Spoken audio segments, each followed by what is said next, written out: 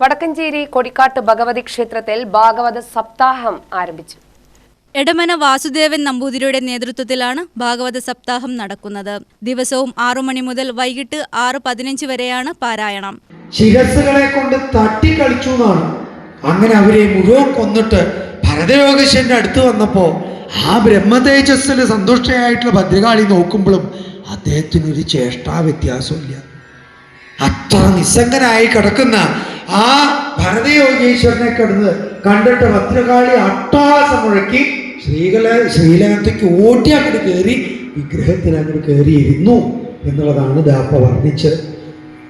അതാണ് നിസ്സംഗതയുടെ വൈഭവം, അതാണ് ബ്രഹ്മചാര്യം, അതാണ് ബ്രഹ്മചാരി, ബ്രഹ്മത്തിൽ ചരിക്കുന്ന ആൾക്കാരുടെ വൈഭവം, അതാണ് ഭരതയോഗീശ്വരന്റെ വൈഭവം.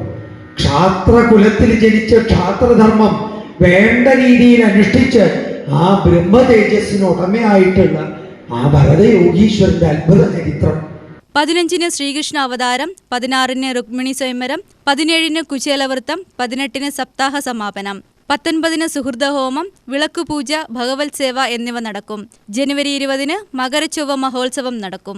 ഗജവീരന്റെ അകമ്പടിയോടെ പഞ്ചവാദ്യം, മേളം, ശീവേലി, ഗണപതി ഹോമം, നവകം, ചാന്താട്ടം, കലശപൂജകൾ, പ്രസാദ ഊട്ട് തുടങ്ങിയ പരിപാടികൾ ഉണ്ടാകും. UTV news, Palakkad.